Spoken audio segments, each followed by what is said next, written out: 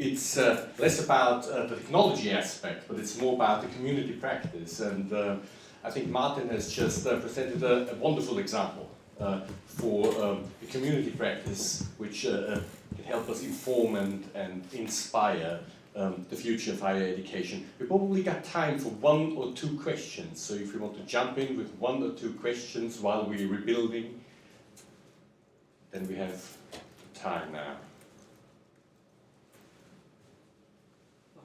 The question about the reliable sources for Wikipedia.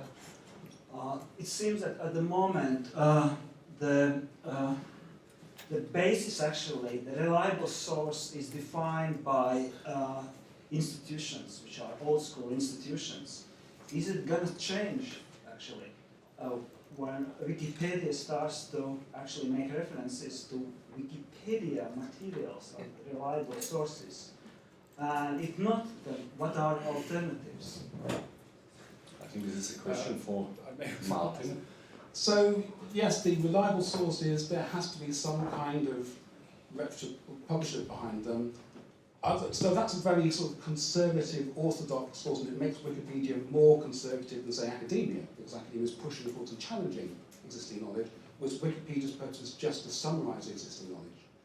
If you had it relaxed so that what people put in the wiki was a source, then you'd have, well, anything. I could put in the wiki, I'm a billionaire philanthropist, and then cite that. So you've got to have there's got to be some sort of fact checking or some sort of independent publication. But you could take the wiki technology and do original research, just not on Wikipedia. So we have Wikiversity, which is another project, where you can put original research. And you could have that managed, you could create something new in that, create a paper or create a record of something. So there's, and they're trying to expand the definition of reliable source because there are, say, countries with only languages with only oral traditions, not printed traditions. So it's got to be expanded in that way and be more inclusive, but just not to let anybody write anything. Maybe a second question? Is the question for Martin as well. You sort of smoothed over the women issues. I don't want to be digging too deep, but I think we are quite a long way away from any resemblance of balance. So what are you practically doing about it? So diversity, generally, I think is the top thing that we worry about in Wikimedia, a lot about outreach. So I mentioned education outreach, reaches out to, I've been saying psychology, politics, social sciences and art, subjects that are more taught and researched by women.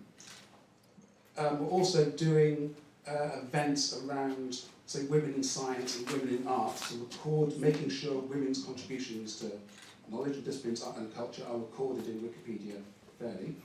And that's an ongoing thing with lots of events.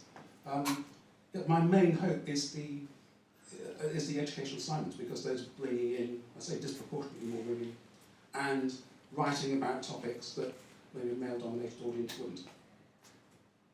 And just trying to make Wikipedia more friendly and welcoming for people, for all categories of people, different personality types, more help for newcomers who aren't computer geeks and don't like to code, and maybe haven't got a background in coding, making the editing interface easier, although there's getting that working with lots of browsers is very difficult, but having more human contact. So when there's when somebody new starts to edit, there's something called a tea house, which is kind of a very friendly, people can ask any question, get help with anything in not judgmental, and that helps broaden out the, trying to change the culture from kind of a locker room culture. And just a comment for Middlesex students. So I would be the campus ambassador at Middlesex University. So whoever wants to get involved in the topic of Wikimedia assignments, so please send me an email. You all have my email address. Send me an email, especially the girls. Get involved.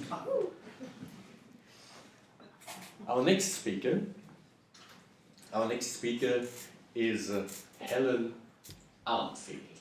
And she will